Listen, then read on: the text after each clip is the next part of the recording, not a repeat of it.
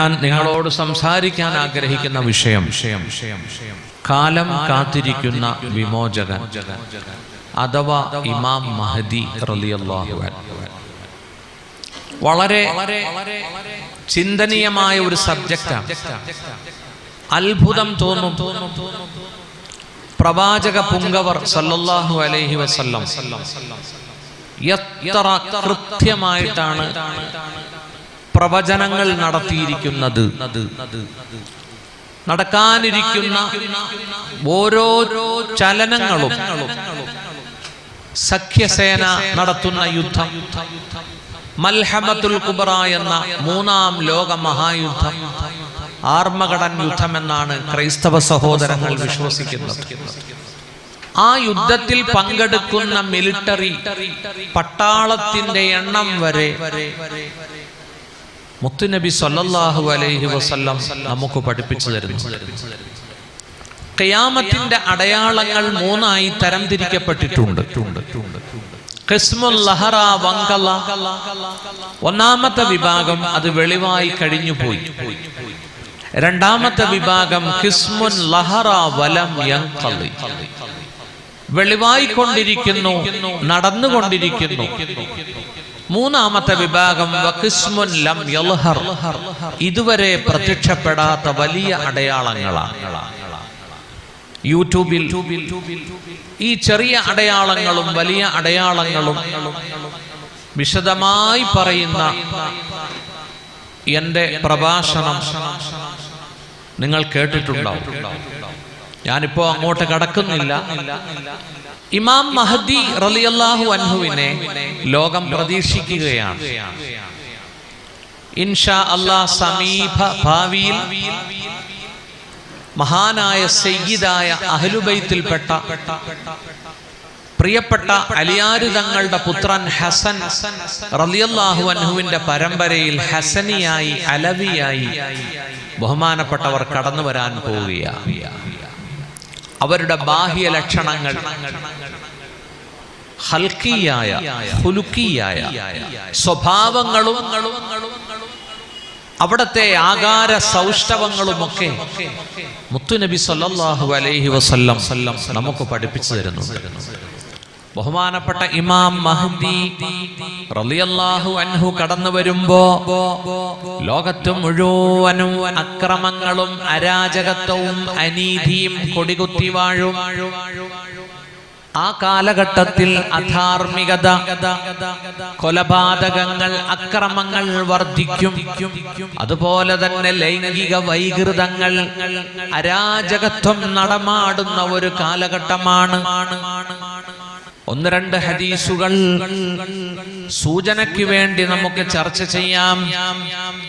ബുഖാരി, മുസ്ലിം ഉദ്ധരിക്കുന്ന ഹദീസിൽ കാണാം, അനസ് റളിയല്ലാഹു അൻഹു പറയുന്നു, സമിഅതു റസൂലല്ലാഹി യഖൂൽ, പുണ്യ റസൂൽ പറയുന്നത് ഞാൻ കേട്ടു, ഇന്ന മിൻ അശ്റാത്തി സാഅ, ഖിയാമത്തിന്റെ അടയാളങ്ങളിൽ പെട്ടതാണ് അയ്യുർഫഅൽ ഇൽമു, വിജ്ഞാനം ഉയർത്തപ്പെടും, വയക്സുറൽ ജഹ്ലു, അറിവില്ലായ്മ വർദ്ധിക്കും, വയക്സുറസ് സിനാ, സിനാ വ്യഭിചാരം വർദ്ധിക്കും, വയക്സുറ ശുർബൽ ഖംർ, മദ്യപാനം വർദ്ധിക്കും, വയഖില്ലർ റിജാൽ, പുരുഷന്മാരുടെ ജനനം ചുരുങ്ങി വരും, വയക്സുറൻ നിസാ, പെണ്ണുങ്ങളുടെ ജനനം വർദ്ധിച്ചുകൊണ്ടിരിക്കും, ഹത്താ യകൂന ലി 50 ഇംറഅത്തിൻ അൽ ഖയ്യിമുൽ വാഹിദ്, 50 പെണ്ണിന് ഒരു പുരുഷൻ എന്ന അനുപാതത്തിലെത്തും.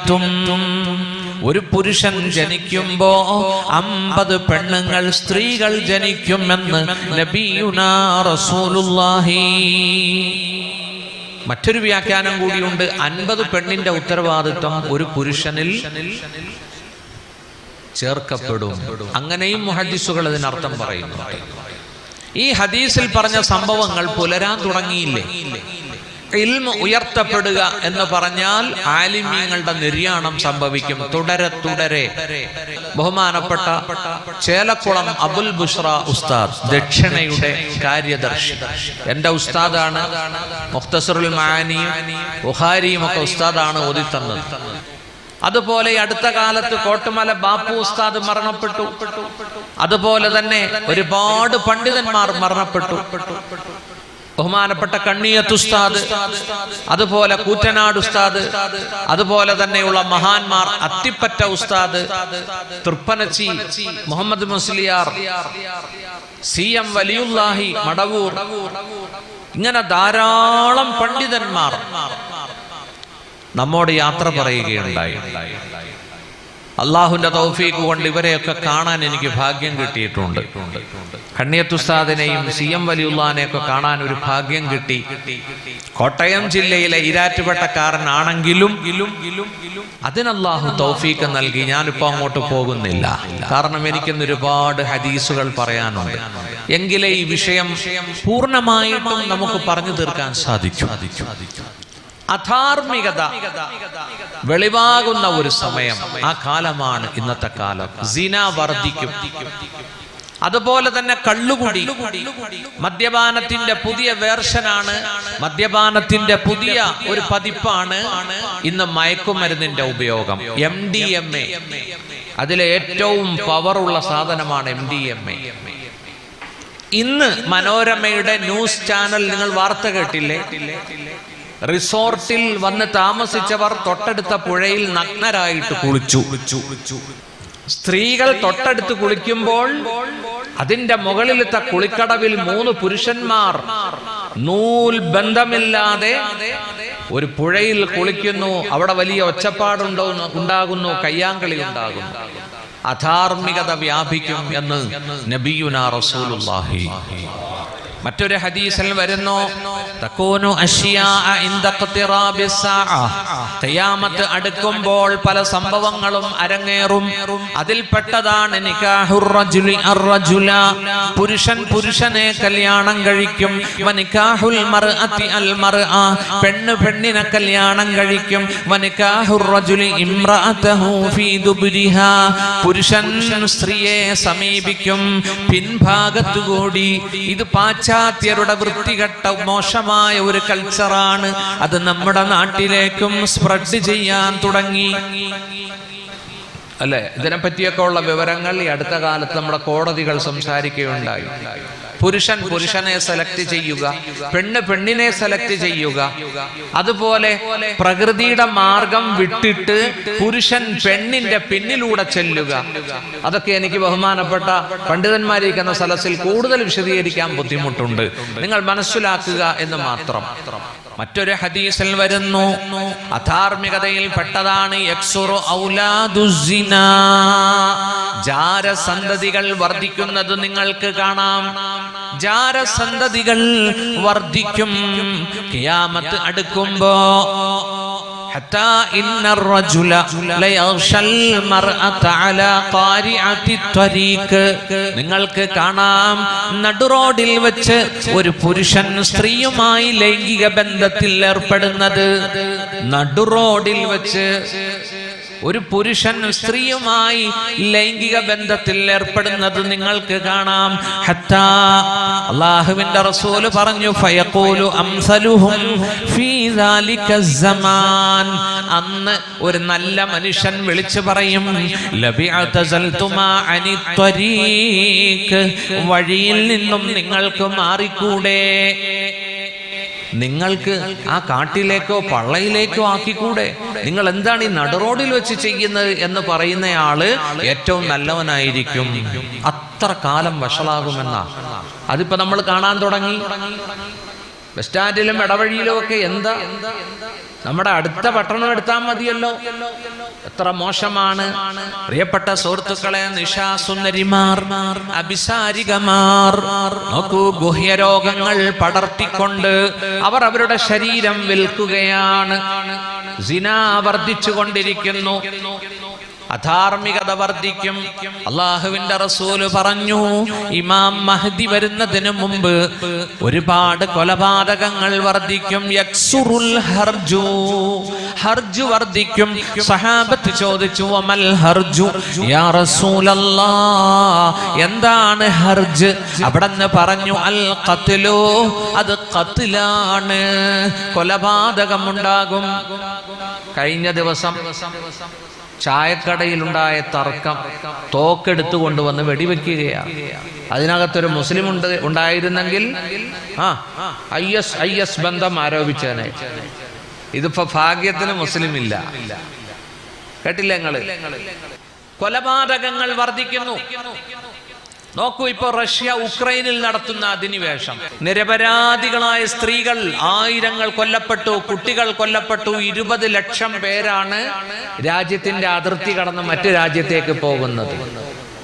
എന്തിനാണ് ഈ യുദ്ധം? റഷ്യ ഉക്രൈനെ കടന്നാക്രമിച്ചിരിക്കുന്നു. അതിന് റഷ്യയുടേതായ കാരണങ്ങളുണ്ട്. ഇന്ന് ഇൻഷാ അല്ലാഹ് വിഷയത്തിലേക്ക് കടന്നു വരും. എല്ലാം പ്രവാചകന്റെ പ്രവചനങ്ങളിൽ ഉൾപ്പെട്ടിട്ടുണ്ട്. ഇങ്ങനെ ലോകത്ത് സമാധാനം നഷ്ടപ്പെടുമ്പോ, കാരുണ്യം നഷ്ടപ്പെടുമ്പോ, അക്രമങ്ങളും കൊലപാതകങ്ങളും അധാർമികതയും വർദ്ധിക്കുമ്പോ, അതാ ലോകത്തിന് പ്രതീക്ഷയായിക്കൊണ്ട് അല്ലാഹു തആല ഒരു മഹത്തായ ദൗത്യം നിർവഹിക്കുകയാണ്. അതാണ് നമ്മളെല്ലാം കാത്തിരിക്കുന്ന ഇസ്ലാമിക ലോകത്തിന് അന്തസ്സ് നൽകിക്കൊണ്ട്, ശിർക്കിന്റെ കോട്ടകൊത്തളങ്ങളെ വിറപ്പിച്ചുകൊണ്ട് മഹാനായ അഹ്ലുബൈത്തിൽപ്പെട്ട സയ്യിദായ ഇമാമുനാ മഹ്ദി രംഗത്ത് വരികയാണ്. ആരാണ് മഹ്ദി? എവിടെയാണ് ഇപ്പോഴുള്ളത്? എത്ര കാലമായി ജനിച്ചിട്ട്? എന്താണ് ദൗത്യം? എന്തൊക്കെ ഉത്തരവാദിത്വങ്ങൾ ആ മഹാനിൽ ഏൽപ്പിക്കപ്പെട്ടിട്ടുണ്ട്? എല്ലാം നമുക്ക് ചർച്ച ചെയ്യാം. പ്രിയപ്പെട്ട സഹോദരങ്ങളെ, മഹ്ദി ഇമാമിനെ പറ്റി ഹബീബായ സ്വല്ലല്ലാഹു അലൈഹി വസല്ലം അവിടുന്ന് ധാരാളം ഹദീസുകൾ പറഞ്ഞു തരുന്നുണ്ട്. വൽ അഹാദീസുൽ വാരിദതു ഫിൽ മഹ്ദി 50 ഹദീസാ. ഇമാം മഹ്ദിയെ പറ്റി 50 ഹദീസുകൾ വന്നിട്ടുണ്ട്.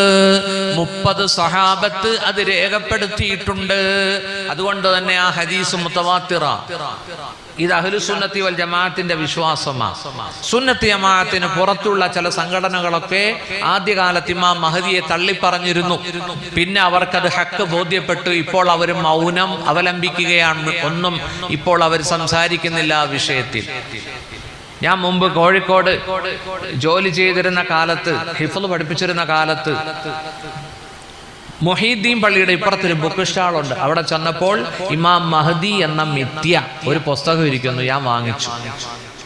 വീട്ടിൽ കൊണ്ടുവന്ന് വായിച്ചപ്പോഴാണ് അറിയുന്നത് അത് ചവറാണ് എന്ന്. ഞാനത് എവിടെയോ വെച്ചു. ഇമാം മഹ്ദിയെ തിരസ്കരിക്കുന്ന പുസ്തകമാണത്. സുഹൃത്തുക്കളെ, ഇമാം മഹ്ദി വരും എന്ന് 50ഓളം ഹദീസുകളുണ്ട്. 30 സഹാബാക്കൾ അത് റിപ്പോർട്ട് ചെയ്തിട്ടുണ്ട്. അതുകൊണ്ട് ഉറപ്പായിട്ടും ഇമാം മഹ്ദി വരും. അവരുടെ പേര്, ലക്ഷണം എല്ലാം നബി തിരുമേനി നമുക്ക് പഠിപ്പിച്ചു തരുന്നുണ്ട്. അള്ളാഹുവിന്റെ റസൂൽ ഒരിക്കൽ പറഞ്ഞു, അൽ മഹ്ദിയു മിന്നീ, ഇമാം മഹ്ദി എന്നിൽ പെട്ടവനാണ്, അഹ്ലുബൈത്താണ്, സയ്യിദാണ്, അജ്ലൽ ജബ്ഹ അഖ്നൽ അംഫ്, വീതി കൂടിയ നെറ്റിത്തടമാണ്, വളഞ്ഞ് കൂർത്ത മൂക്കാണ്, യംലഉൽ അർള ഖിസ്തൻ വഅദ്ലാ, ഭൂമി മുഴുവനും നീതി കൊണ്ട് നിറയ്ക്കും, കമാ മുലിഅത് ളുൽമൻ വജൗറാ, അക്രമവും അരാജകത്വവും അസമത്വവും കൊണ്ട് നിറയ്ക്കപ്പെട്ട ഭൂമിയിൽ. ഇപ്പോ അങ്ങോട്ടാണ് നീങ്ങുന്നത്. മുസ്ലിമീങ്ങളെ പുറത്താക്കാനുള്ള ശ്രമമാണ്. നോക്കൂ, ഹിന്ദു രാഷ്ട്രത്തിന് വേണ്ടിയുള്ള ഒരുക്കം നടത്തപ്പെടുകയാണ്. അതിനുള്ള ഭരണഘടന തയ്യാറാക്കുകയാണ് ഉള്ളിന്റെ ഉള്ളിൽ. മുസ്ലിമീങ്ങൾ ഈ രാജ്യത്ത് താമസിക്കാം, പക്ഷേ അവർക്ക് വോട്ടവകാശം നഷ്ടപ്പെടും. മുസ്ലിമീങ്ങൾക്ക് ഇവിടെ താമസിക്കാം, പക്ഷേ വോട്ട് നിങ്ങൾക്കില്ല. വോട്ടില്ലാതെ ഈ രാജ്യത്ത് എങ്ങനെ താമസിക്കും മുസ്ലിമീങ്ങൾ? ക്രമേണ ഈ സമൂഹത്തെ പുറത്താക്കാനുള്ള ശ്രമങ്ങളാണ് നടന്നുകൊണ്ടിരിക്കുന്നത്. പ്രിയപ്പെട്ട സഹോദരങ്ങളെ, അല്ലാഹുവിന്റെ റസൂൽ സ്വല്ലല്ലാഹു അലൈഹി വസല്ലം അവിടെന്ന് പറയുകയാണ്, അൽ മഹ്ദിയു മിൻ ഉത്റതി മിൻ ഔലാദി ഫാത്തിമ. ഇമാം മഹ്ദി എൻ്റെ കുടുംബക്കാരനാണ്, പുന്നാര മോള് ഫാത്തിമയുടെ സന്താന പരമ്പരയിൽപ്പെട്ടവരാണ്. അവരുടെ പേര് മുഹമ്മദ് ബിൻ അബ്ദില്ലാഹിൽ ഹസനി അൽ അലവി. മുത്തുനബി പറഞ്ഞു, യുവാത്തിഉ ഇസ്മഹു ഇസ്മി. ഇമാം മഹദിയുടെ പേര് എൻ്റെ പേരിനോട് യോജിച്ചു വരുന്നു, മുഹമ്മദ് എന്നാണ്. വസ്മു അബീഹി ഇസ്മു അബീഹി. ഇമാം മഹദിയുടെ പിതാവിൻ്റെ പേര് എൻ്റെ ബാപ്പയുടെ പേര് തന്നെയാണ്, അബ്ദുല്ലാഹ് മുഹമ്മദ് ബിൻ അബ്ദില്ലാഹ് അൽ ഹസനി. അലിയാർ തങ്ങളുടെ മൂത്ത പുത്രൻ ഹസൻ റളിയല്ലാഹു അൻഹുവിന്റെ പരമ്പരയിലാണ് കടന്നു വരുന്നത്.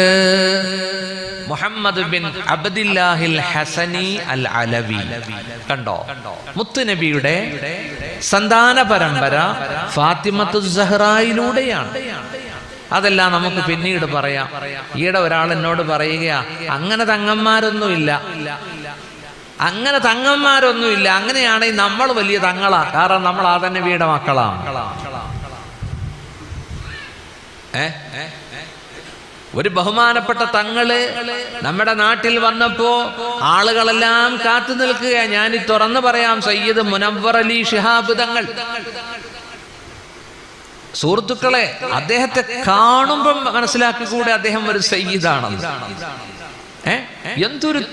എന്തൊരു തേജസ്സാണ് ആ മുഖത്ത്. പാണക്കാട് ശിഹാബ് തങ്ങളുടെ മോനല്ലേ. അദ്ദേഹത്തെ കാത്തു നിന്ന് ആ കരം ഒന്ന് പിടിക്കാൻ നിൽക്കുന്നത് കണ്ടപ്പോ ഒരു കൂട്ടം ചെറുപ്പക്കാര് പറയുകയാണ്, വേറെ പണിയൊന്നുമില്ല. അസ്തഗ്ഫിറുല്ലാഹ്. ഇൻഷാ അല്ലാഹ് അത്തരക്കാരെ ഉദ്ദേശിച്ച് ആരാണ് അഹ്ലുബൈത്ത് എന്നൊരു സ്പീച്ച്, ഒരു പ്രസംഗം ഞാൻ തയ്യാറാക്കാൻ ആഗ്രഹിക്കുന്നുണ്ട്. കാരണം അങ്ങനെയൊക്കെ ജനങ്ങൾ ചിന്തിക്കാൻ തുടങ്ങി.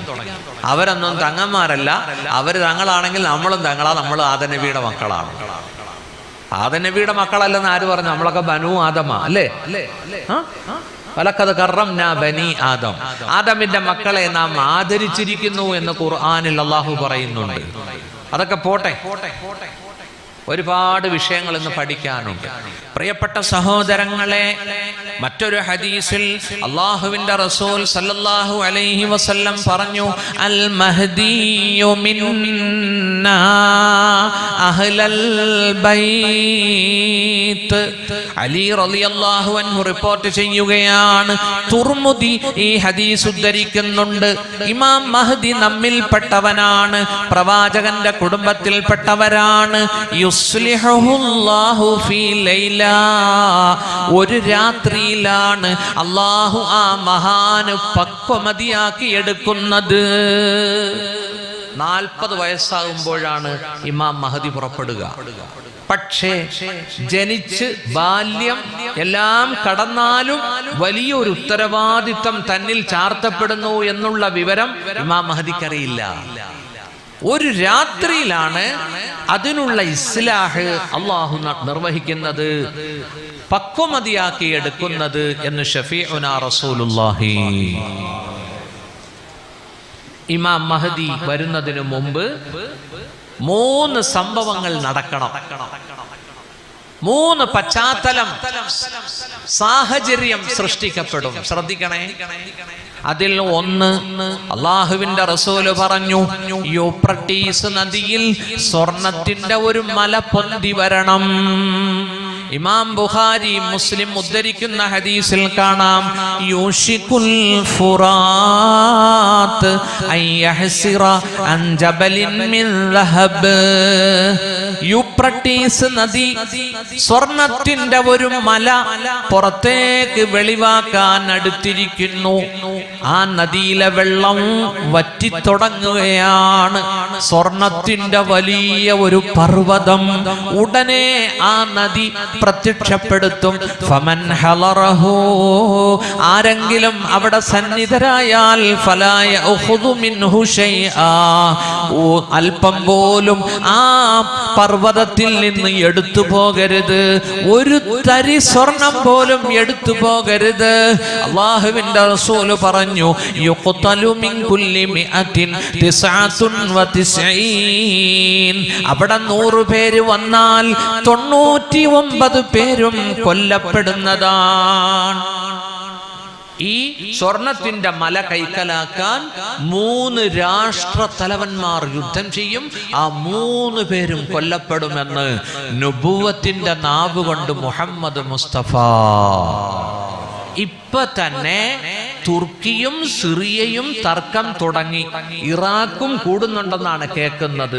തുർക്കി അവരുടെ നാട്ടിൽ ഒരു സദ് അതാതുർക്ക് എന്ന് പറയുന്ന ഒരു ചെറിയ തടയണ വരെ ഉണ്ടാക്കി വെച്ചിട്ടുണ്ട്, വെള്ളത്തിന്റെ ഒഴുക്ക് കുറയ്ക്കാൻ വേണ്ടി. കണ്ടോ? രണ്ടാമത്തെ അടയാളം, ഇമാം മഹദി വരുന്നതിന് മുമ്പ് നടക്കേണ്ട ഒരു പ്രധാനപ്പെട്ട സംഭവമാണ്. അള്ളാഹുവിന്റെ റസൂൽ എത്ര കൃത്യമായിട്ടാണ് അത് പറഞ്ഞതെന്നറിയുമോ? ഒരു സഖ്യയുദ്ധം അരങ്ങേറണം. സഖ്യസേന എന്ന് പറയുമ്പോ മുസ്ലിമീങ്ങളും പാശ്ചാത്യരും റോം, ബ്രിട്ടൻ, അമേരിക്ക എല്ലാവരും ഉൾപ്പെടുന്ന മിഡിൽ ഈസ്റ്റിലെ മുസ്ലിം രാഷ്ട്രങ്ങളെല്ലാം ഉൾക്കൊള്ളുന്ന ഒരു സൈനിക ശക്തി രൂപപ്പെടും. അതിന് സഖ്യസേന എന്ന് പറയും. സഖ്യസേന. പ്രിയപ്പെട്ട സഹോദരങ്ങളെ, അള്ളാഹുവിന്റെ റസൂല് പറയാൻ പോകുന്ന ഈ ഹദീസ് നിങ്ങൾ ശ്രദ്ധിക്കണേ, നിങ്ങൾ ശ്രദ്ധിക്കണേ. മുത്തുനബി പറയുകയാണ്, തുസാലിഹൂനർ റൂം സുൽഹൻ ആമിനാ, നിങ്ങൾ റോമക്കാരോട് അനുരജ്ഞനം നടത്തും, മസ്ലഹത്ത് നടത്തും. സുൽഹൻ ആമിന, നിർഭയമായ ഒരു അനുരജ്ഞനം. വതഗ്സൂന അൻതും വഹും, എന്നിട്ട് നിങ്ങളും അവരും കൂടി യുദ്ധം ചെയ്യും. അദുവ്വം മിൻ വറാഇഹിം, അവരുടെ പിന്നിലുള്ള ഒരു ശത്രുവിനോട്, അവരുടെ പിന്നിലുള്ള ഒരു ശത്രുവിനോട്. ഒരു റിവായത്തിൽ, റിപ്പോർട്ടിൽ അദുവ്വം മിൻ വറാഇക്കും, നിങ്ങളുടെ പിന്നിലുള്ള ശത്രുവിനോട്. 2 രൂപത്തിൽ റിപ്പോർട്ട് വന്നിട്ടുണ്ട്. അവരുടെ പിന്നിലുള്ള ശത്രു അദുവ്, നിങ്ങളുടെ പിന്നിലുള്ള ശത്രു അതാരാണെന്ന് അല്ലാഹുവിന്റെ റസൂല് വ്യക്തമാക്കിയിട്ടില്ല. മുസ്ലിമീങ്ങളും ക്രിസ്ത്യാനികളും കൂടി ഒന്നിച്ചൊരു പൊതു ശത്രുവിനെ നേരിടും. ആ യുദ്ധത്തിൽ ആർക്കാ വിജയം? മുത്തുനബി പറയുകയാണ്,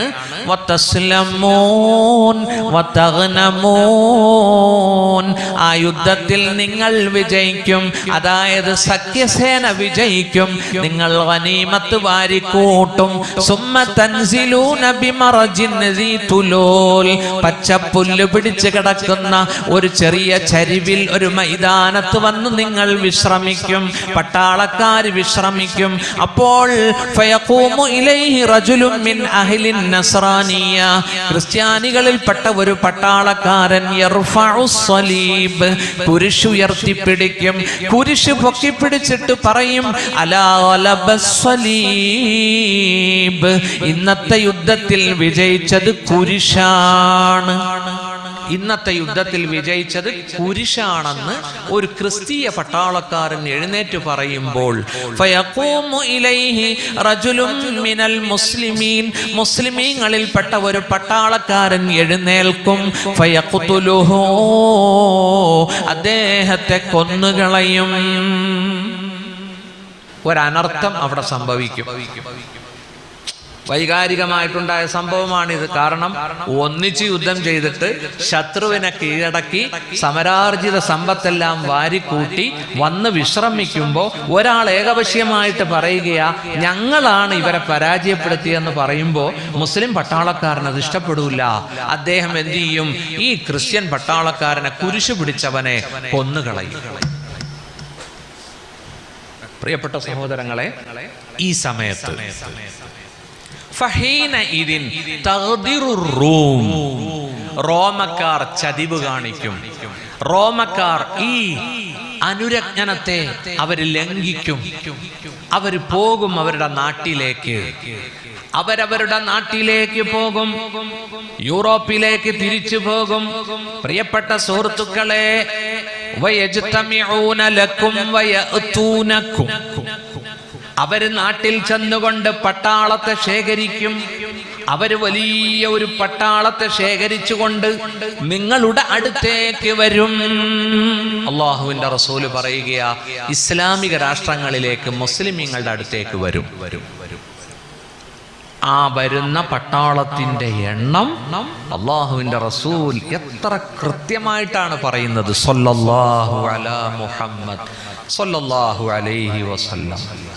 തഹത 80 ഗായ, 80 കമാൻഡർമാരുടെ പിന്നിൽ, 80 കൊടികളുടെ പിന്നിൽ, തഹത കുല്ലി ഗായത്തിൻ, ഓരോ ക്യാപ്റ്റന്റെയും പിന്നിലുണ്ട് 12 അൽഫ, 12,000 പട്ടാളം. ഓരോ ക്യാപ്റ്റന്റെ പിന്നിലും 12,000 പട്ടാളം അണിനിരന്നുകൊണ്ട് ഇസ്ലാമിക രാജ്യങ്ങളിലേക്ക് കടന്നു വരും.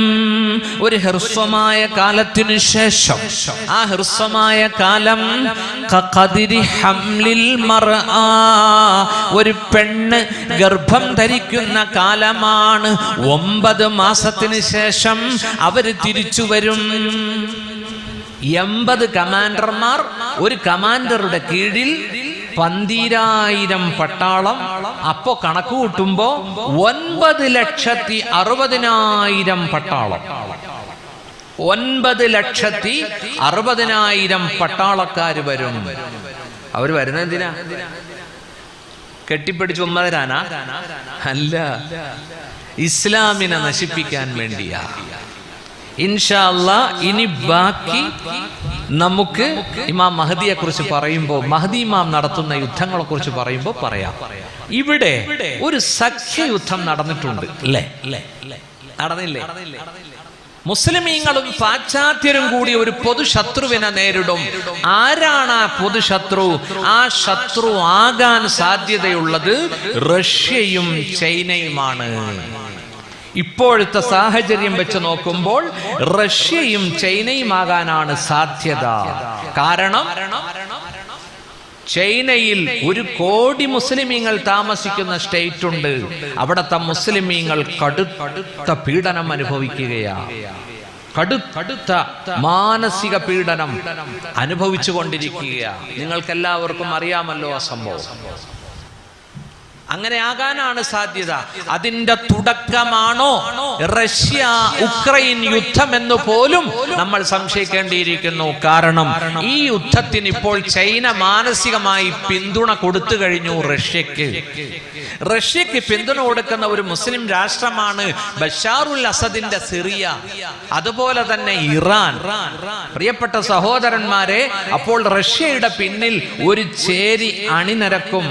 മറുഭാഗത്ത് അമേരിക്കയും ബ്രിട്ടനും റോമും പാശ്ചാത്യ രാജ്യങ്ങളും മിഡിൽ ഈസ്റ്റിലെ സൗദി ഉൾപ്പെടെയുള്ള മറ്റ് രാജ്യങ്ങളും ഉൾപ്പെടും. അങ്ങനെ വരുമ്പോൾ ഒരു സഖ്യം രൂപപ്പെടും. ആ സഖ്യമാണ് നിങ്ങളുടെ പിന്നിലുള്ള, അവരുടെ പിന്നിലുള്ള ശത്രുവിനെ കൈകാര്യം ചെയ്യുന്നത് എന്ന് നബിയുനാ റസൂലുള്ളാഹി. പ്രിയപ്പെട്ട സഹോദരന്മാരെ, ഈ ഹദീസ് നൂറ്റാണ്ടുകൾക്ക് മുമ്പാണ് അള്ളാഹുവിന്റെ റസൂൽ പറഞ്ഞത്. നോക്കൂ, അതിനുള്ള കാലാവസ്ഥ ഇവിടെ രൂപപ്പെടുകയാണ്. അപ്പോ ഒരു സൈനിക, ഒരു സഖ്യസേന ഒരു യുദ്ധം നടത്തുന്ന കാലം അത് ഇമാം മഹദിക്ക് മുമ്പ് വരണം. ഇനി ഒരു സംഭവം കൂടി നടക്കണം. ഏതാണ് ആ സംഭവം? അള്ളാഹുവിന്റെ റസൂൽ പറഞ്ഞു, ഇഖ്തിലാഫുൻ, ഒരു അഭിപ്രായ വ്യത്യാസമുണ്ടാകും. ഒരു ഖലീഫ മരണപ്പെടും. യകൂനു ഇഖ്തിലാഫുൻ, ഒരു അഭിപ്രായ വ്യത്യാസം, അധികാരത്തിന് വേണ്ടി വടംവലിയുണ്ടാകും. ഒരു ഖലീഫ മരണപ്പെടും. ആ ഖലീഫയുടെ 3 മക്കളാണ്. കുല്ലുഹും സലാസത്തുൻ കുല്ലുഹും ഔലാദു ഖലീഫ സുമ്മ ലാ യസീറു ഇലാ വാഹിദിഹിം. ആ 3 പേർക്കും അധികാരം കിട്ടുന്നതുമല്ല. മറ്റൊരു ഹദീസിൽ കാണാം, യഖ്തതിലു ഇൻദ കൻസിൽ കഅബ, കഅബയുടെ നിധിക്ക് വേണ്ടി യുദ്ധം ചെയ്യും. സലാസത്തുൻ, 3 രാജാക്കന്മാർ. കുല്ലുഹും ഔലാദു ഖലീഫ, ഒരു ഖലീഫയുടെ മക്കളാണിവർ. അല്ലാഹുവിന്റെ റസൂൽ പറഞ്ഞു, അവർക്ക് അധികാരം കിട്ടുന്നതുമല്ല. കഅബയുടെ നിധി, ഇവിടെ 2-3 വ്യാഖ്യാനമുണ്ട്. ഒന്ന്, കഅബയുടെ അടിയിൽ കോടിക്കണക്കിന് രൂപയുടെ നിധി ഉണ്ടെന്നാണ്. മറ്റൊരു വ്യാഖ്യാനം, കഅബ ഉൾക്കൊള്ളുന്ന പ്രദേശം, അതായത് സൗദി അറേബ്യയുടെ അധികാരത്തിന് വേണ്ടി 3 പേർ യുദ്ധരംഗത്തേക്ക് വരും എന്നാണ്. കണ്ടോ? ഇപ്പോഴത്തെ വലിയുൽ അഹ്ദ് MBS എന്ന് പറയുന്ന സൽമാൻ രാജാവിന്റെ മുഹമ്മദ് ബിൻ സൽമാൻ, അദ്ദേഹം നേർക്കുനേരെ അധികാരത്തിൽ വന്നതല്ല. 1-2 സഹോദരന്മാരെ വെട്ടിയിട്ടാണ്. നമ്മുടെ നാട്ടിൽ പറഞ്ഞാൽ എന്ത് പറയും? നമ്മുടെ നാട്ടിലൊരു പദമുണ്ട് അതിനു വേണ്ടി. നേർക്ക് നേരെ വരൂല, പിന്നെ എന്ത് ചെയ്യും? അർഹരെ തഴഞ്ഞിട്ട് വരും. നോക്കൂ, ഇപ്പോൾ തന്നെ റോയൽ ഫാമിലിയിൽ പ്രശ്നങ്ങൾ ഉടലെടുത്തു കഴിഞ്ഞു എന്നാണ് കേൾക്കുന്നത്. അപ്പോ ആ ഖലീഫ ആരായിരിക്കും എന്ന് നിങ്ങൾ ഊഹിച്ചാൽ മതി. ഇതൊക്കെ ഉടനെ സംഭവിക്കേണ്ടതാ. ഞാൻ ഈ വിഷയം യൂട്യൂബിൽ എന്റേതുണ്ട്, ഇമാം മഹദിയുടെ ഈ വിഷയം. അപ്പോൾ അടിയിൽ ഒരാൾ കമന്റ് ഇട്ടിരിക്കുന്നു, ഇമാം മഹദി വരേണ്ട വർഷം 2027 എന്ന് അന്ത്രൂ പാപ്പ ഏതോ വീട്ടിന്റെ വെളുത്ത ഭിത്തിയിൽ എഴുതി വെച്ചിട്ടുണ്ട് പോലും. അല്ലാഹു അഅലം. 2027 ആണെങ്കിൽ ഇനി എത്ര കൊല്ലമുണ്ട്? സുഹൃത്തുക്കളെ, ഇമാം മഹദി വരുമ്പോ നമ്മുടെ ഇന്ത്യ രാജ്യം ഇളകി മറിയുന്നുണ്ടാവും പരീക്ഷണങ്ങൾ കൊണ്ട്. അന്ന് നമ്മുടെ ഇന്ത്യൻ ഭരണഘടന കാണുമോ എന്ന് വരെ നാം സംശയിക്കേണ്ടിയിരിക്കുന്നു.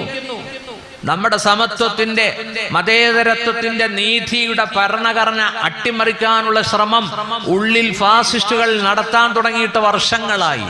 മെല്ലെ മെല്ലെ അതിനുള്ള പണികൾ അവർ ചെയ്തുകൊണ്ടിരിക്കുകയാണ്. ഞാനിപ്പോ അങ്ങോട്ട് കടക്കുന്നില്ല. പ്രിയപ്പെട്ട സഹോദരങ്ങളെ, ഈ 3ാമത്തെ സംഭവം, യകൂനു ഇഖ്തിലാഫുൻ ഇൻദ മൗതി ഖലീഫ, ഒരു ഖലീഫയുടെ മരണത്തോടനുബന്ധിച്ച് അധികാരത്തിന് വേണ്ടി വടംവലി നടക്കുമെന്ന് പറഞ്ഞ സംഭവം ഉടനെ സംഭവിക്കും. അത് ഇമാം മഹദി വരുന്നതിന് മുമ്പാണ്. നോക്കൂ, ഇമാം മഹദി വരുന്നതിനോടനുബന്ധിച്ച് നടക്കേണ്ട സംഭവമാണ്. അങ്ങനെ ആ ഖലീഫ മരിക്കും. 3 മക്കൾ അധികാരത്തിന് വേണ്ടി വടംവലി നടത്തും. അവർ ഒരു പക്ഷെ കൊല്ലപ്പെട്ടേക്കാം. ആർക്കും അധികാരം കിട്ടുന്നതുമല്ല. ആ സമയത്ത് അല്ലാഹുവിന്റെ റസൂല് പറയുന്നു, ഫയഖ്റുജു റജുലുൻ മിൻ അഹ്ലിൽ മദീന ഹാരിബൻ ഇലാ മക്ക, മദീനത്തു നിന്നും ഒരാള് മക്കത്തേക്ക് ഓടി വരും. മസ്ജിദുൽ ഹറാമിൽ വന്ന് അഭയം തേടും. ഫയഖ്റുജൂനഹു ഫയഅതൂനഹു നാസും മിൻ അഹ്ലി മക്ക ഫയഖ്റുജൂനഹു സുമ്മ യുബായിഊനഹു കാരിഹാ. മക്കയിലെ ജനങ്ങൾ വന്ന് ഈ മഹാനെ പുറത്തേക്ക് കൊണ്ടുവരും. എന്നിട്ട് ആ മഹാന്റെ കൈപിടിച്ച് ബൈഅത്ത് ചെയ്യുന്നതാണ്. ആ മഹാന്റെ അതൃപ്തിയോടുകൂടി തന്നെ ആ മഹാനാണ് ഇമാമുനാ മഹ്ദി. കണ്ടോ? ഖലീഫയുടെ മരണത്തോടനുബന്ധിച്ച് മദീനത്ത് നിന്ന് ഓടി വന്ന് മക്കത്ത് വരുന്ന ആ മഹാൻ മഖാമിന്റെയും റുക്നിന്റെയും ഇടയിൽ വെച്ച് ബൈഅത്ത് ചെയ്യപ്പെടും. പ്രിയപ്പെട്ടവരെ, ഈ 3 സംഭവം ഇമാം മഹദി വരുന്നതിന്റെ തൊട്ടു മുമ്പ് നടക്കണം. അത് നാം മനസ്സിലാക്കണം. ഒന്ന്, യൂപ്രട്ടീസ് നദിയിൽ സ്വർണത്തിന്റെ മല പൊങ്ങി വരും. മറ്റൊന്ന്, പാശ്ചാത്യരും മുസ്ലിങ്ങളും ഒന്നിച്ചുകൊണ്ടൊരു പൊതു ശത്രുവിനെ നേരിടും. ആ ശത്രുവിനെ പരാജയപ്പെടുത്തും. അവരുടെ ആയുധങ്ങളും സമ്പത്തുകളും ഒക്കെ ഈ സഖ്യസേന വാരിയെടുക്കും. ഇതെല്ലാം അള്ളാഹുവിന്റെ റസൂൽ സല്ലല്ലാഹു അലൈഹി വസല്ലം. ഇനി നമുക്ക് വിഷയത്തിലേക്ക് വരാം. ഇമാമുനാ മഹ്ദി റളിയല്ലാഹു അൻഹു ജനിക്കുന്നത് മദീനത്താണ്. മൗലിദുഹു ബിൽ മദീന, ജനനം മദീനത്താണ് നടക്കുന്നത്. 40ാമത്തെ വയസ്സിലാണ് ദൗത്യം കിട്ടുന്നത്. തുഹഫത്തുൽ അബ്റാർ എന്ന അശ്റാത്തു സാഅ, ഖിയാമത്തിന്റെ അടയാളം പറയുന്ന ഒരു ഗ്രന്ഥമുണ്ട്. ആ ഗ്രന്ഥത്തിൽ ചില ലക്ഷണങ്ങൾ സൂചിപ്പിക്കുന്നുണ്ട്. ഇമാം മഹ്ദി വരുന്ന ആ വർഷത്തിന്റെ തൊട്ടു മുമ്പുള്ള റമളാൻ, ഏറ്റവും അടുത്ത റമളാൻ, ആ റമളാനിൽ 1ാമത്തെ ദിവസം രാത്രി ഒരു ചന്ദ്രഗ്രഹണം സംഭവിക്കും. ആ റമളാൻ 15ന്റെ പകലിൽ ഒരു സൂര്യഗ്രഹണവും സംഭവിച്ചിരിക്കും. കണ്ടോ? ചിലരൊക്കെ പറയുന്നു അത് റിപ്പോർട്ട് ചെയ്ത ഹദീസ് ലഈഫാണ്. ലഈഫാകട്ടെ അല്ലാതിരിക്കട്ടെ, ഒരു ഗ്രന്ഥത്തിൽ രേഖപ്പെടുത്തിയ കാര്യമാണ് നിങ്ങളോട് പറയുന്നത്. പ്രിയപ്പെട്ട സഹോദരങ്ങളെ, മറ്റൊരടയാളം, ഇമാം മഹ്ദി വന്നു കഴിയുമ്പോൾ അവരുടെ തലയുടെ മുകളിൽ ഒരു മലക്ക് വിളിച്ചു പറയും, ഹാദാ ഖലീഫത്തുല്ലാഹിൽ മഹ്ദി ഫത്തബിഊ, ഇത് അല്ലാഹുവിന്റെ ഖലീഫ മഹ്ദിയാണ്, നിങ്ങൾ അദ്ദേഹത്തിന് ബൈഅത്ത് ചെയ്യണം. കിതാബിൽ തുഹഫത്തുൽ അബ്റാറിൽ വരുന്നുണ്ട്, മഹ്ദി ഇമാമിനോടൊപ്പം 3000 മലക്കുകൾ സ്ഥിരമായി ഉണ്ടാകും. അവരുടെ മുൻനിരയിൽ ജിബ്രീലുണ്ട്, മീകാഈലുമുണ്ട്. കണ്ടോ? ഒരു വലിയ പവർ. പ്രവാചകനല്ലെങ്കിലും ഒരു വലിയ പവർ ഇമാം മഹ്ദിക്ക് അല്ലാഹു കൊടുക്കും. ഇമാം മഹ്ദി വന്നു കഴിഞ്ഞാൽ അതാ മഖാമിന്റെയും ഹറമിൽ വെച്ച് ബൈഅത്ത് നടക്കും. ആദ്യം ബൈഅത്ത് ചെയ്യുന്നത് 313 ഔലിയാക്കളാണ്, സിറിയയിലെ അബ്ദാലുകളാണ്, പിന്നീട് ഈജിപ്തിലെ ഏറ്റവും മഹാന്മാരാണ്, പിന്നീട് അതുപോലുള്ള രാജ്യങ്ങളിൽപ്പെട്ട സ്വാലിഹീങ്ങളാണ്. നോക്കൂ സഹോദരങ്ങളെ, അങ്ങനെ ഇമാം മഹ്ദി ബൈഅത്ത് ചെയ്യപ്പെട്ട് കഴിഞ്ഞാൽ പിന്നീട് 9-10 മാസം ഇമാം മഹ്ദി യുദ്ധരംഗത്തായിരിക്കും. 7 കൊല്ലം അധികാരത്തിലുണ്ടാകും. യംലികു 7 സിനീൻ, 7 വർഷം അധികാരത്തിലിരിക്കും. അതിൽ 10 മാസം ലോകത്തോട് യുദ്ധമായിരിക്കും. ഇമാം മഹ്ദി ആദ്യം യുദ്ധം ചെയ്യുന്നത് ആരോടാ? മഹ്ദി ഇമാം മറ്റേക്കല്ല. മഹ്ദി ഇമാമിനെ സപ്പോർട്ട് ചെയ്യുന്ന ഒരു രാജ്യമുണ്ടെന്ന് മുഹമ്മദ് മുസ്തഫ. എന്തെല്ലാം അല്ലാഹുവിന്റെ റസൂൽ പറഞ്ഞു. സഹായിക്കുന്നത് കിഴക്കുള്ള ഒരു രാജ്യമാണ്. യഖ്റുജു നാസുൻ മിൻ അഹ്ലിൽ മശ്രിഖ്, കിഴക്ക് നിന്നുമുള്ളവരാണ് ഇമാം മഹ്ദിക്ക് സപ്പോർട്ട് ചെയ്യുന്നത്. യുവത്തിഊന സുൽത്താന, അവരാണ് ഇമാം മഹ്ദിയുടെ അധികാരം ഉറപ്പിക്കുന്നത്. മറ്റൊരു ഹദീസിൽ കാണാം, ഇദാ റഅയ്തുമുർ റായാതിസ് സൂദ് ഖദ് ജാഅത് മിൻ ഖുറാസാൻ, കറുത്ത പതാകയും പിടിച്ചുകൊണ്ട് ഖുറാസാന്റെ ഭാഗത്ത് നിന്ന് ആളുകൾ വരുന്നത് കണ്ടാൽ ഫഅതൂഹാ, നിങ്ങൾ ആ ജമാഅത്തിലേക്ക് പോകണം. ഫഇന്ന ഫീഹാ ഖലീഫത്തുല്ലാഹിൽ മഹ്ദി, ആ സംഘത്തിൽ മഹ്ദി ഇമാമുണ്ട്. ഖുറാസാനിൽ നിന്നും കറുത്ത കൊടിയും പിടിച്ചുകൊണ്ട് ഒരു സംഘം വരും. മുമ്പൊന്ന് വന്നു, അവരാണ് താലിബാൻ. അത് കഴിഞ്ഞ് വീണ്ടും അവര് വന്നു 10-20 വർഷത്തിന് ശേഷം.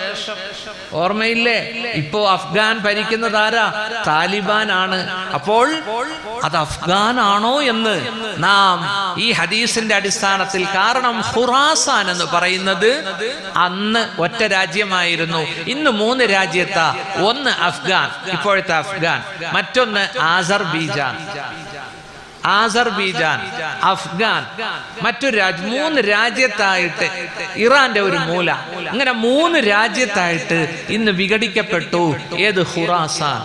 ഏതുപോലെ 47-ൽ ഇന്ത്യക്ക് സ്വാതന്ത്ര്യം കിട്ടുന്നതിന് മുമ്പ് ബംഗ്ലാദേശും പാകിസ്ഥാനും ഇന്ത്യയും ഉൾപ്പെടെയുള്ള അവിഭക്ത ഭാരതമായിരുന്നല്ലോ. നിങ്ങൾക്ക് ഓർമ്മയില്ലേ? അപ്പോൾ ഖുറാസാൻ ഇന്ന് 3 വീതിക്കപ്പെട്ടു. ഖുറാസാനിൽ നിന്നാണ് ഇമാം മഹദിക്ക് സപ്പോർട്ട് ചെയ്യുന്നവർ വരിക. അവരുടെ കൊടി കറുത്ത കൊടിയാണ്. ആ കൊടി തന്നെയാണ്, അതേ കളറാണ് റസൂലുള്ളാഹിയുടെ കൊടിക്കും. അൽ ഉഖാബ് എന്നായിരുന്നു ആ കൊടിയുടെ പേര്. ഇനിയും ഹദീസുകളുണ്ട്, ഞാൻ അങ്ങോട്ട് കടക്കുന്നില്ല. പ്രിയപ്പെട്ട സഹോദരങ്ങളെ, ഇമാം മഹ്ദിയും യോദ്ധാക്കളും ആദ്യം യുദ്ധം ചെയ്യുന്നത് മുത്തുനബി നമുക്ക് പറഞ്ഞു തന്നിട്ടുണ്ട്. തഗ്സൂന ജസീറത്തൽ അറബ് ഫയഫ്തഹുഹല്ലാഹ്. ഇമാം മഹദി ആദ്യം യുദ്ധം ചെയ്യുന്നത് തഗ്സൂന, നിങ്ങൾ യുദ്ധം ചെയ്യും. തഗ്സൂന ജസീറത്തൽ അറബ്, അറേബ്യൻ ഉപദ്വീപിനോട്. ഫയഫ്തഹുഹല്ലാഹ്, അല്ലാഹു നിങ്ങൾക്ക് വിജയം തരും. ശൈഖന്മാരുടെ കസേരയൊക്കെ ആടും എന്നർത്ഥം. ശൈഖന്മാരോടാണ് ആദ്യം യുദ്ധം ചെയ്യുക. കഹ്വയും കുടിച്ച് മൂക്കും മുട്ടിക്കുന്ന ശൈഖന്മാർ, അവര് സുഖലോലുപരല്ലേ? അവർക്ക് വല്ല പ്രശ്നമുണ്ടോ? അപ്പൊ ജസീറത്തുൽ അറബ്, മിഡിൽ ഈസ്റ്റിനോട് യുദ്ധം ചെയ്യും. നിമിഷ നേരം കൊണ്ട് എല്ലാവരും അധികാരം വിട്ടറിഞ്ഞ് ഓടും. ഇമാം മഹദി അവിടെ ഫതഹാക്കും. കേട്ടോ? രണ്ടാമത് സുമ്മ ഫാരിസ, പിന്നീട് പേർഷ്യയോടാണ്, ഇറാനിനോടാണ്. ഇറാനും പിടിച്ചു നിൽക്കില്ല. ഫയഫ്തഹുഹല്ലാഹ്, അല്ലാഹു ഇമാം മഹദിക്കും അനുയായികൾക്കും ഫതഹ് കൊടുക്കും. സുമ്മ തഗ്സൂനർ റൂം, പിന്നീട് മൂന്നാമത് നിങ്ങൾ യുദ്ധം ചെയ്യുന്നത് റോമിനോടാണ്, പാശ്ചാത്യരോടാണ്. ഫയഫ്തഹുഹല്ലാഹ്, അല്ലാഹു നമുക്ക് യൂറോപ്പും അധീനപ്പെടുത്തി തരും. 10 മാസം വാറായിരിക്കും ഇമാം മഹദി. അതിനുള്ള പവർ, ശക്തി അല്ലാഹു കൊടുക്കുക. എപ്പോഴും 3000 മലക്കുകൾ കൂട്ടത്തിലുണ്ടാവും. പ്രിയപ്പെട്ടവരെ, പിന്നീട് യുദ്ധം ഇമാം മഹദി ചെയ്യുന്നത് സുമ്മ തഗ്സൂന ദജ്ജാൽ, അതായത് ഇസ്രായേലിനോടാണ്. ഇസ്രായേലിനോട് യുദ്ധം ചെയ്യും, ജൂതരാഷ്ട്രത്തോട് യുദ്ധം ചെയ്യും. അങ്ങനെ അല്ലാഹു നിങ്ങൾക്ക് ഫതഹ് നൽകും. ആ രാജ്യം തവിടുപൊടിയാകും. കണ്ടോ? ദജ്ജാൽ എന്ന് ഞാൻ പറഞ്ഞത്, ഹദീസിൽ ദജ്ജാലിനെ പറ്റി പറഞ്ഞത് അള്ളാഹുവിന്റെ റസൂല് പറയുകയാണ്, ദജ്ജാല് വരുമ്പോ ഇമാം മഹദിയുടെ കാലത്ത് തന്നെ ദജ്ജാല് വരും. ആ ദജ്ജാലിനെ നേരിടുന്നത് ഈസാ നബിയും മഹദി ഇമാമും കൂടിയാണ്. ദജ്ജാല് വന്നാൽ ഉടനെ ഒരു അടയാളം പ്രത്യക്ഷപ്പെടും. അത് മറിയമിന്റെ പുത്രൻ ഈസാ അലൈഹിസ്സലാം 2ാം ആകാശത്ത് നിന്ന് ഇറങ്ങി വരികയാണ്. വന്നാൽ ഉടനെ തന്നെ ദജ്ജാലിനെ കൊല്ലും. ഇൻഷാ അല്ലാഹ് അത് ചുരുക്കി പറയാൻ വിഷയവുമായി ബന്ധമുള്ളത് കൊണ്ട്. അപ്പോൾ ഇനി നടക്കാൻ പോകുന്ന യുദ്ധം ഇസ്രായേലുമായിട്ടാണ്, ജൂതരാജ്യവുമായിട്ടാണ്. ആ രാജ്യം നിലവിൽ വന്നിട്ട് നിലവിൽ വരുത്തിയത് അമേരിക്കയാ. അങ്ങനെ ഒരു രാജ്യം അവിടെ ഇല്ലായിരുന്നു. അവിടെ ഉണ്ടായിരുന്ന രാജ്യം ഫലസ്തീനാണ്. പാവപ്പെട്ട അറബികളാണ്. ലോകത്തിന്റെ നാനാഭാഗത്തു നിന്നും ജൂതന്മാരെ കൊണ്ടുവന്ന് ഫലസ്തീനികളുടെ മണ്ണിൽ കുടിയിരുത്തി. അവരുടെ 20% ഭൂമിയിലാണ് ആദ്യം കുടിയിരുത്തിയത്. ഇപ്പം നോക്കിയാൽ 80% മണ്ണിൽ ജൂതന്മാരാണ്. 20% മണ്ണിലെ തദ്ദേശീയരായ മുസ്ലിങ്ങളായ ഫലസ്തീനികളുള്ളൂ. 20 ലക്ഷം ഫലസ്തീനികൾ ഇന്ന് ഇസ്ലാമിക രാജ്യങ്ങളിൽ അഭയാർത്ഥികളായി കഴിയുന്നുണ്ട്. തൊട്ടടുത്ത ജോർദാൻ, അതുപോലെ UAE, അതുപോലെ മറ്റ് രാജ്യങ്ങളിലൊക്കെ. പ്രിയപ്പെട്ട സഹോദരങ്ങളെ, ഇസ്രായേലിന്റെ നാശം നോക്കൂ. മുത്തുനബി പറയുകയാണ്, ഇമാം മഹ്ദി വന്നു കഴിഞ്ഞാൽ ജൂതന്മാരോട് ഏറ്റുമുട്ടും. ലാ തഖൂമു സ്സാഅതു ഹത്താ യുഖാതിലൽ മുസ്ലിമൂനൽ യഹൂദ്. മുസ്ലിമീങ്ങൾ ജൂതന്മാരോട് ഏറ്റുമുട്ടാതെ ലോകം അവസാനിക്കുന്നതല്ല. ഫയഖ്തുലുഹുമുൽ മുസ്ലിമൂൻ. മുസ്ലിമീങ്ങൾ ജൂതന്മാരെ കൊന്നുകൊണ്ടിരിക്കും. ഹത്താ യഖ്തബിഉൽ യഹൂദി. അന്നൊരു യഹൂദി ചെന്ന് ഒളിക്കും. വറാ അശ്ശജരി വൽ ഹജർ. മരത്തിന്റെയും കല്ലിന്റെയും പിന്നിൽ. ഫയഖൂലുൽ ഹജറു വശ്ശജർ. അന്ന് മരവും കല്ലും വിളിച്ചു പറയും, യാ അബ്ദല്ലാഹ് യാ മുസ്ലിമു, യാ മുസ്ലിമേ, വറാഇ യഹൂദിയുൻ. എൻ്റെ പിന്നിൽ ഒരു ജൂതൻ ഒളിച്ചിരിപ്പുണ്ട്. ഫഖ്തുൽഹു. നീ അവനെ കൊന്നുകളയോ എന്ന് കല്ലും മരവും വിളിച്ചു പറയും. ഇല്ലൽ വർഖദ. വർഖദ് മരമൊഴിച്ച് ഫഇന്നഹു മിൻ ഷജരിൽ യഹൂദ്. അത് ജൂതന്റെ മരമാണ്. ഇമാം മുസ്ലിം ഉദ്ധരിക്കുന്ന ഹദീസ. ഒരു മരം വിളിച്ചു പറയൂല, ബാക്കി എല്ലാ മരവും വിളിച്ചു പറയും. അതുകൊണ്ട് ജൂതന്മാർ മുഹമ്മദുർ റസൂലുള്ളാഹി അവിടത്തെ ഹദീസിൽ ഏറ്റവും വിശ്വസിക്കുന്നത് ജൂതന്മാരാ. അവർക്കാ യക്കീൻ കൂടുതൽ. അവരെന്ത് ചെയ്തിരിക്കുന്നു? 6-7 വർഷം മുമ്പ് ഫലസ്തീനിൽ പോയപ്പോൾ ഞങ്ങൾക്ക് കാണാൻ സാധിച്ചു, റാമല്ല, ബത്ലഹേം, ഫലസ്തീൻ, അവിടെ എല്ലാം ഈ മരം നട്ടുപിടിപ്പിക്കുകയാ. എന്തിനാ? അങ്ങനെ ഒരു യുദ്ധം വരുമ്പോൾ ഒളിച്ചിരിക്കാൻ. കണ്ടോ?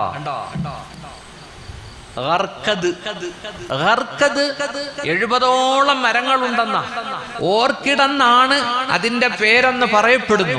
ഏതായാലും അവിടെ ഒരു റിസർച്ച് നമുക്ക് ആവശ്യമുണ്ട് ഹദീസൊക്കെ വെച്ചുകൊണ്ട്. ഗർക്കദും ഓർക്കിഡും ഒന്നാണോ എന്ന് ഒരു റിസർച്ചിന് നമ്മൾ ശ്രമിക്കണം, ഒരു ഗവേഷണം നടത്തേണ്ടതുണ്ട്. ഏതായാലും ഈ മരം വലിയ പൊങ്ങിപ്പോകാത്ത ഒരു മരമാ, മനസ്സിലായില്ലേ? പടർന്നു നിൽക്കുന്ന ഒരു കുറ്റിച്ചെടി മോഡലാ. ജൂതന്മാർ ഒളിക്കുന്ന യുദ്ധമാണ്. ഇമാം മഹദി വന്നു കഴിഞ്ഞാൽ ഈ ജൂതരാഷ്ട്രത്തോട് ചെയ്യുന്ന യുദ്ധത്തിൽ അവർ ഒളിച്ചിരിക്കും എന്ന് മുഹമ്മദ് മുസ്തഫ. ഇനി നടക്കാൻ പോകുന്ന യുദ്ധം, പ്രിയപ്പെട്ട സുഹൃത്തുക്കളെ, അള്ളാഹുവിന്റെ റസൂല് പറയുകയാണ്, ലാ തഖൂമുസ്സാഅ. ഖിയാമത്ത് നാൾ സംഭവിക്കുകയില്ല. ഹത്താ തുഖാതിലു ഊസൻ വകർമാന. ഊസിനോടും കർമാനിനോടും യുദ്ധം ചെയ്യുന്നത് വരെ. ഇമാം മഹദി ഇനി യുദ്ധം ചെയ്യാൻ പോകുന്ന രാജ്യങ്ങൾ ഏത് എന്ന് നിങ്ങൾ നോക്കിക്കോ. അള്ളാഹുവിന്റെ റസൂല് പറയുന്നു, സിഗാറുൽ അയുൻ. ചെറിയ കണ്ണുള്ളവരാണ്. ഫുതുസൽ ഉനൂഫ്. മൂക്ക് പരന്നവരാണ്. ഹുമുറൽ വുജൂഹ്. മുഖത്ത് ചുമന്ന കളറാണ്. മുത്തുനബി പറയുകയാണ്, കഅന്ന വുജൂഹഹും കൽ മജാനിൽ മുത്റക. അവരുടെ മുഖം അടിച്ചു പരത്തപ്പെട്ട പരിച പോലെയാണ്. മുഖത്ത് മാംസളതയില്ല, മുഖത്ത് നല്ല മാംസം തിങ്ങിയിരിപ്പില്ല. അവരുടെ മുഖം അടിച്ച് പരത്തപ്പെട്ടവരെ പോലെയാണ്. ആ രാജ്യം ആ ലക്ഷണമുള്ളവരാണ്. ഒന്ന് വ്ളാഡിമിർ പുട്ടിന്റെ റഷ്യ, മറ്റൊന്ന് ചൈനക്കാര്, മറ്റൊന്ന് മംഗോളിയ, മറ്റൊന്ന് തായ്ലൻഡ്. ഇമാം മഹദി അങ്ങോട്ടെല്ലാം കടന്നു പോകുമെന്ന് ഈ ഹദീസ് പഠിപ്പിക്കുന്നു. ലോകം കീഴടക്കും 10 മാസം കൊണ്ട്.